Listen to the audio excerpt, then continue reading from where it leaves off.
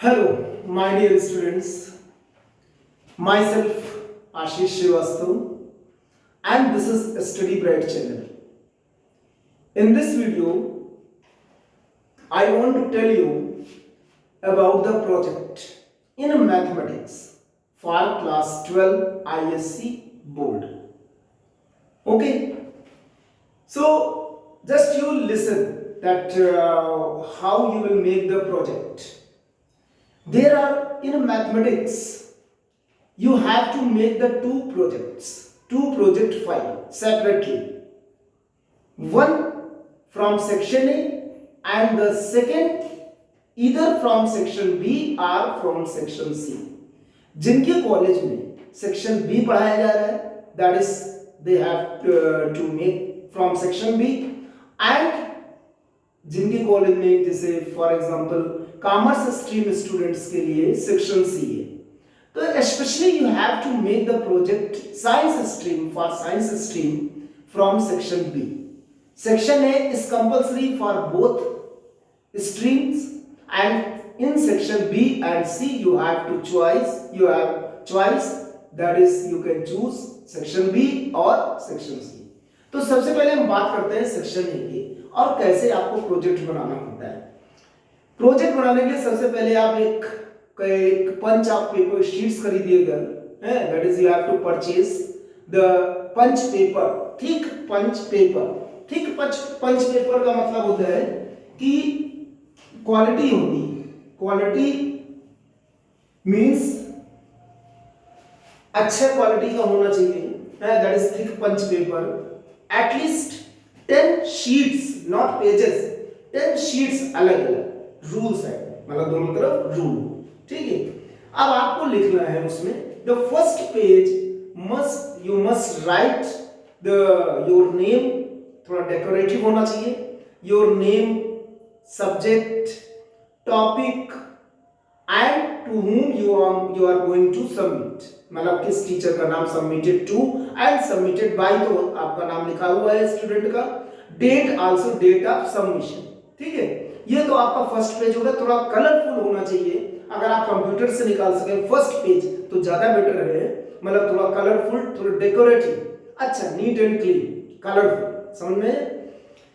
From second page you have to write the acknowledgement as you have written in the class 10 11 also. तो बिल्कुल same type से acknowledgement मिलेगी, मतलब कि हमको कहां से रेफरेंस मिला, किसने हमको हेल्प किया, दैट इज मींस थैंक्स एक टाइप से दे रहे हैं आप. तो उन सब लोगों को एक बार में एक करीब 1 पैरा 2 पैरा आप लिख सकते हैं acknowledgement. Then from third page you have to start your project. आप अपना प्रोजेक्ट स्टार्ट करिएगा.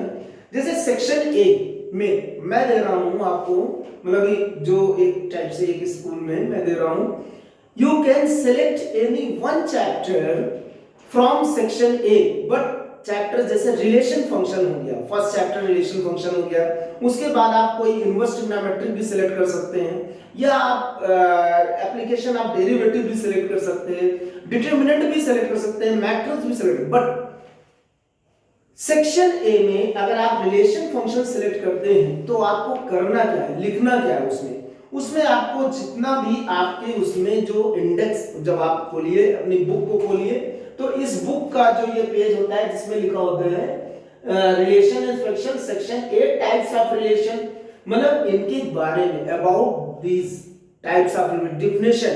Types of relation means reflexive, symmetry, transitive, equivalence, one two, then these are the and with examples, मतलब at least 2 to 3 examples you have to write with reflexive, with symmetric, with equivalence, with transitive, इन सब के साथ examples आपको लिखना है. ठीक है, इनके definition भी लिखनी है. The clear, neat and clean. Then write about the function, one to one types of तो function की definition. Then उनके टाइप्स लिखना है, 1 to 1, on to, मतलब कई सारे टाइप्स के फंक्शन है, मेनी, 1 into, इन सब के by you have to show by the arrow diagram, by the set builder form, by the roster form, ये सब तरीके से फंक्शन को आपको शो भी करना है. Domain, range, everything you have to write. Okay, clearly.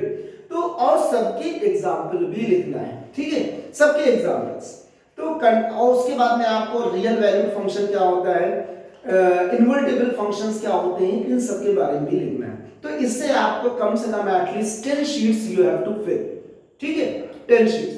And the last, that is the last page, bibliography, मतलब कहाँ से आपका रेफरेंस मिला, ये बुक्स कौन कौन सी आपने यूज की, क्या क्या मेथड यूज किया, वो आप लास्ट में लिख सकते हैं। Clear? So this is for the section A, relation and function. अगर आपको कोई और टॉपिक लेना है, फॉर एग्जांपल आपको डिफरेंशिएशन, कंटिन्यूटी एंड डिफरेंशिएबिलिटी लेना है, तो इसमें आपको about the continuity, how many types of continuity, how many types of discontinuity, non removable, removable है, डिफरेंशिएबिलिटी, उनके फार्मूले, some examples, okay, and some other types of different types of differentiations, है ना, बहुत सारे टाइप्स के डिफरेंशिएशन है ना, फार्मूले हैं उन सब के, वो सब आपको एक जगह पे लिखना है, उनके साथ में हर एक फार्मूले, हर एक के साथ में 2 और मोर देन 2 एग्जांपल्स, मतलब उनके क्वेश्चंस भी लगाने हैं, ठीक है।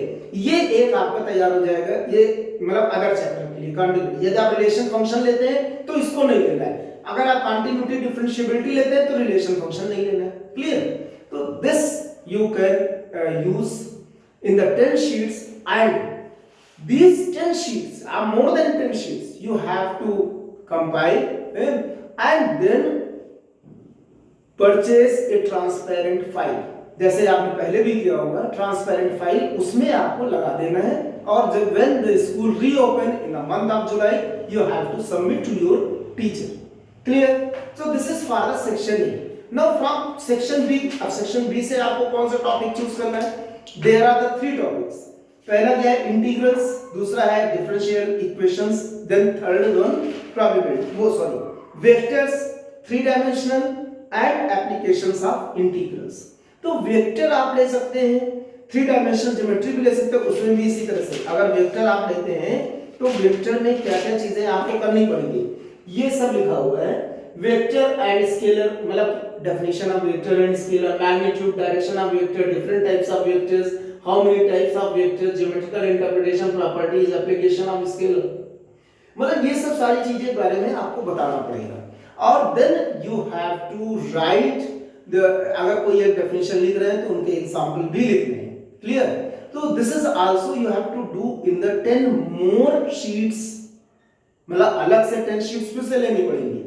2 separate files you have to make, 2 separate, दोनों फाइल अलग अलग होंगी, आपका नाम होगा फर्स्ट पेज पे, बढ़िया डेकोरेटिव, बढ़िया कलरफुल अच्छे से है, जिससे कि किसी, क्योंकि एक्सटर्नल इसमें आते हैं, एक्सटर्नल एग्जामिनर आए, and then he or she will evaluate your project, he or she will ask the questions related to your files, so that's why you have to make in such a way that you should know everything about that, उसके बारे में भी जानना चाहिए।